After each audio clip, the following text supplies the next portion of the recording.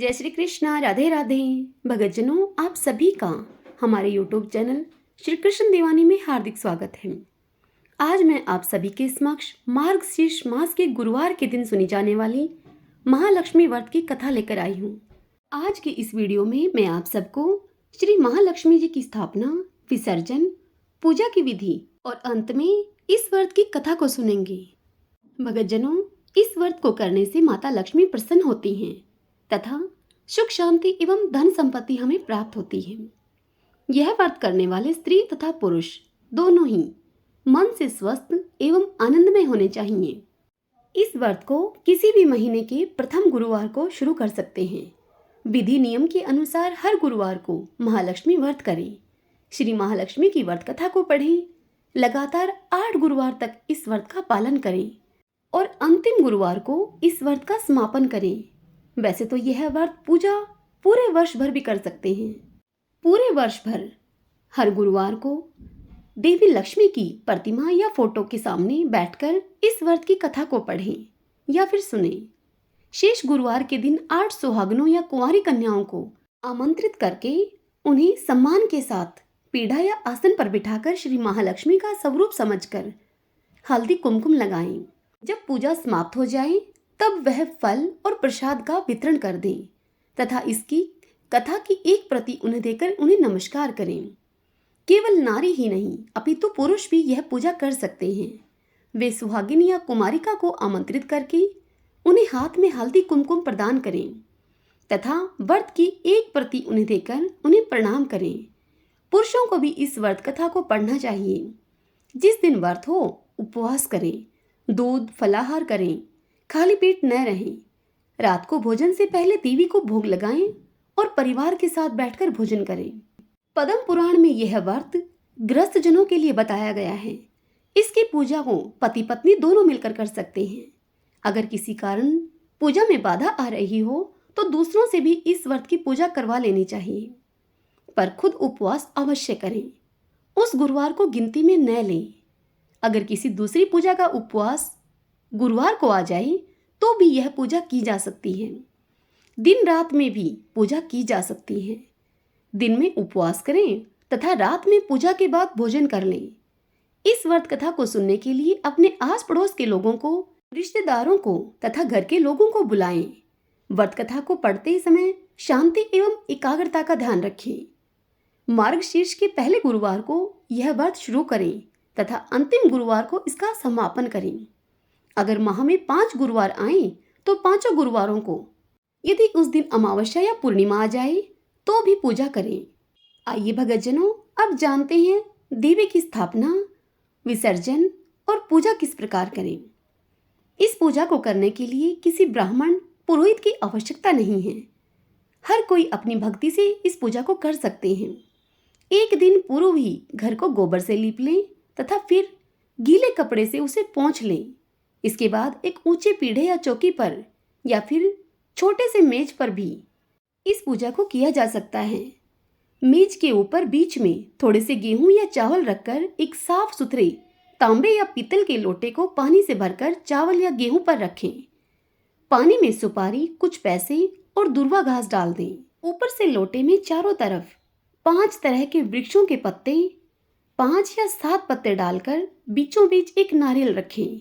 उस नारियल पर बाजार में उपलब्ध देवी के मुखौटे या फिर चेहरे को बांध या फिर चिपका दें और फिर लोटे पर हल्दी कुमकुम लगाएं और साथ ही उस लोटे के गले पर लोटे के हिसाब से लहंगा बांध दें और नारियल के ऊपर एक छोटी सी चुनरी भी चढ़ा दें। इसी के साथ ही देवी की प्रतिमा या फोटो को पूर्व दिशा में मुख करके या उत्तर दिशा में मुख करके स्थापना करनी चाहिए। इसके बाद पूजा प्रारंभ करें। आचमन कराएं। ओम केशवाय नमः, ओम नारायणाय नमः, ओम माधवाय नमः। इन 3 मंत्रों को पढ़कर प्रत्येक मंत्र से एक एक आचमन करें। फिर ओम गोविंदाय नमः इस प्रकार बोलते हुए अपने हाथों को धो लें। फिर देवी को फूलों से जल का छींटा देते हुए उन्हें स्नान करवाएं और हल्दी कुमकुम लगाएं। उन्हें पुष्पहार उन्हें अर्पित करें। धूप दीप जलाएं और फिर इसके बाद भोग लगाकर श्री महालक्ष्मी व्रत के महात्म्य का पाठ करें। तत्पश्चात महालक्ष्मी अष्टक का पाठ करें। फिर देवी को प्रणाम करें। तत्पश्चात इस व्रत की कथा को पढ़ें अथवा सुनें। इसके पश्चात देवी की आरती उतारें और फिर से उन्हें प्रणाम करें। रात को फिर देवी की पूजा करें, मिष्ठान का उन्हें भोग लगाएं तथा गौ माता के लिए भी अन्न रखें और दूसरे दिन सुबह गौ माता को उनका हिस्सा अर्पित कर दें। इसके पश्चात परिवार के सदस्यों के साथ मिलकर भोजन करें। तत्पश्चात दूसरे दिन सुबह स्नान करके वृक्षों के पत्ते को निकालें और घर में अलग अलग जगह पर रखें। पानी को समुद्र, नदी, तालाब, कुएं या फिर तुलसी की क्यारी में डाल दें। जिस जगह पूजा की हो वहां पर हल्दी कुमकुम छिड़ककर 3 बार उस स्थान को प्रणाम करें। इसी प्रकार महीने के हर गुरुवार को यह व्रत इसी विधि से करें। मार्गशीर्ष मास के 4 गुरुवार हों तो चारों और 5 हों तो पांचों को इसी प्रकार पूजन करें। पद्म पुराण में कहा गया है कि जो कोई भक्त हर वर्ष श्री महालक्ष्मी जी का यह व्रत करेगा उसे सुख संपदा और धन का लाभ होगा। कुछ लोग इसे केसरी व्रत भी कहते हैं, परंतु इस व्रत में किसी खास परिधान की कोई आवश्यकता नहीं है। इसके अलावा महालक्ष्मी मंत्र, चालीसा, आरती इत्यादि का भी पाठ करना चाहिए अथवा सुनना चाहिए। आइए भगतजनों, अब हम श्री महालक्ष्मी गुरुवार के व्रत की कथा को सुनते हैं। ओम भगवती लक्ष्मी नमो नमः। ओम भगवती लक्ष्मी नमो नमः। इस कथा के श्रवण अथवा पठन से दुख दारिद्र्य का नाश होता है। श्री महालक्ष्मी माता की कृपा से सुख संपत्ति ऐश्वर्य प्राप्त होता है। मन की हर इच्छा पूरी होती है। श्री महालक्ष्मी माता के अनेक रूप तथा नाम हैं।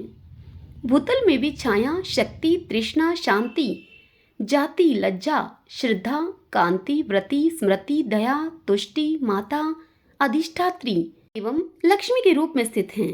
उन्हें प्रणाम करते हैं।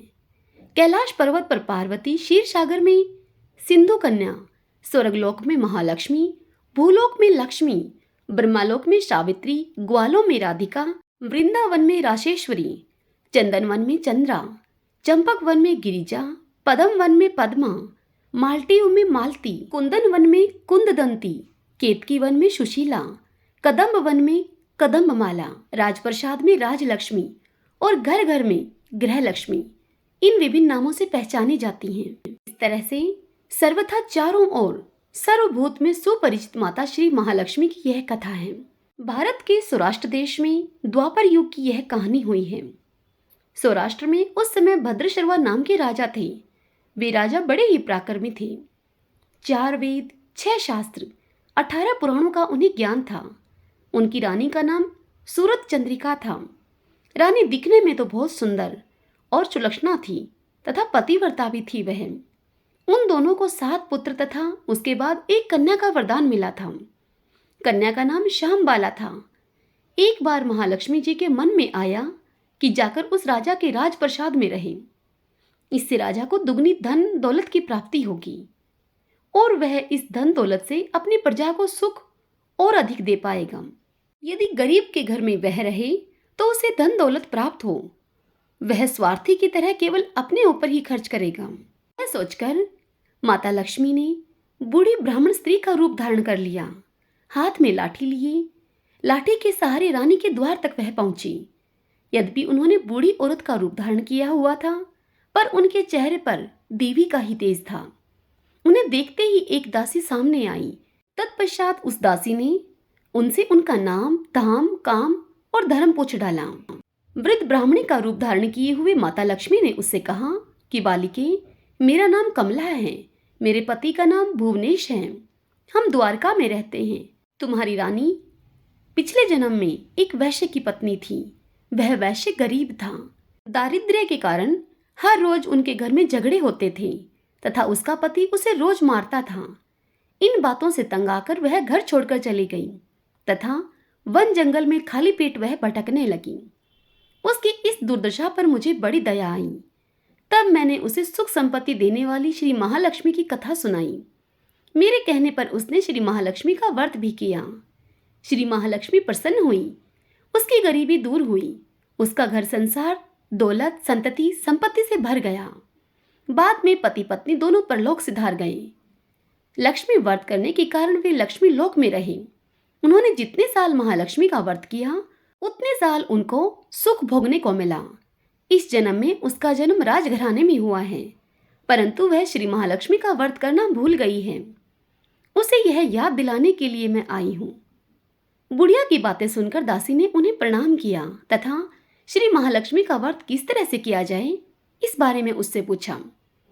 तब बुढ़िया रूप धारण किए हुए श्री महालक्ष्मी माता ने दासी को पूजा की विधि तथा सब महिमा श्री माता लक्ष्मी की बताई। इसके बाद वह दासी माता को प्रणाम करके रानी को बताने के लिए महल के अंदर चली गई। राजवैभव में रहते हुए रानी को अपने ऐश्वर्य का बहुत घमंड हुआ था। संपत्ति तथा अधिकार की वजह से वह उन्मत्त हो गई थी। दासी के द्वारा बताई गई बुढ़िया माई की बातें सुनकर वह आग बबूला होकर राजद्वार पर आकर बुढ़िया रूपी श्री महालक्ष्मी पर बरस पड़ी। उसे यह ज्ञात नहीं था कि स्वयं श्री महालक्ष्मी बुढ़िया माता का रूप धारण करके द्वार पर आई हैं, परंतु रानी का इस कदर रुखा बर्ताव देखकर तथा अपना अनादर देखकर माता ने वहां ठहरना ठीक नहीं समझा और वे वहां से चली गई। तब राह में उन्हें राजकुमारी श्यामबाला मिली। उन्होंने श्यामबाला को सारी बात बताई। श्यामबाला ने अपनी ओर से श्री महालक्ष्मी माता से क्षमा मांगी। माता को उस पर दया आ गई। उन्होंने श्यामबाला को श्री महालक्ष्मी व्रत के बारे में बताया। उस दिन मार्गशीर्ष मास का पहला गुरुवार था। श्यामबाला ने परम श्रद्धा भाव से श्री महालक्ष्मी का यह व्रत रखा। फलस्वरूप राजा सिद्धेश्वर के सुपुत्र मालाधर से श्यामबाला का विवाह हुआ। वह धन दौलत ऐश्वर्य वैभव से मालामाल हो गई।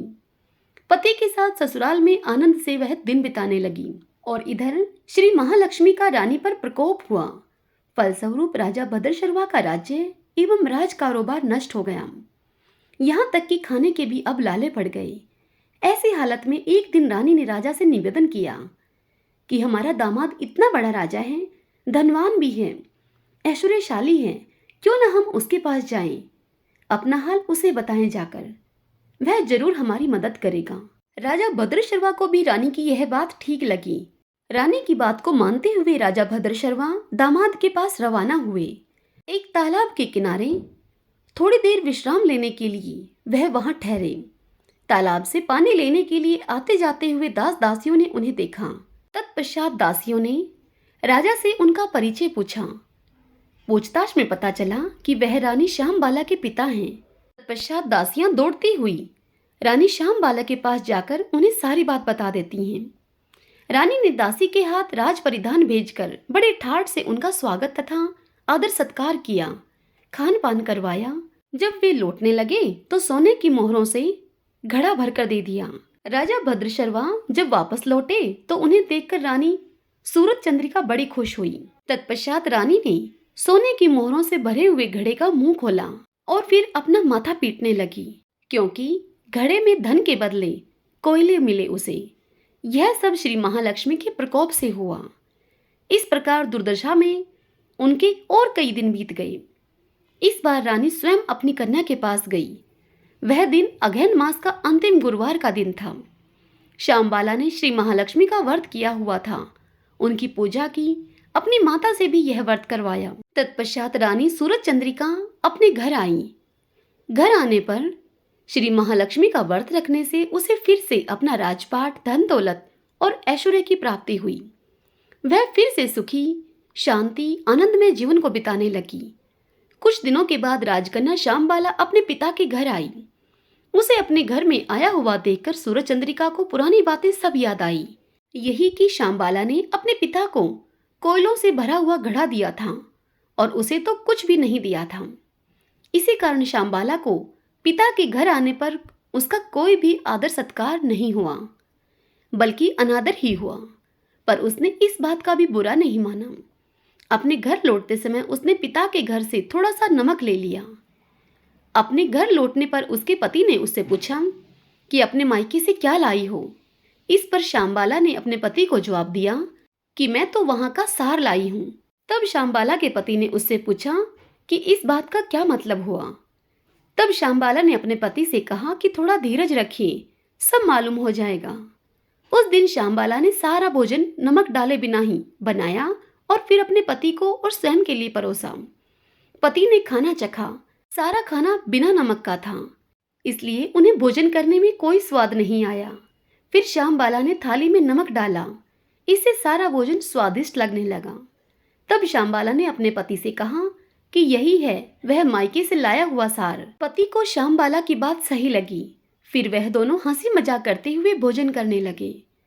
कहा गया है कि इस तरह जो कोई श्रद्धा भाव से श्री महालक्ष्मी व्रत की पूजा करे, उस पर माता की कृपा होती है, सुख संपत्ति और शांति प्राप्त होती है, सभी मनोकामनाएं पूर्ण होती हैं। परंतु यह सब प्राप्त होने पर माता की पूजा को भूलना नहीं चाहिए।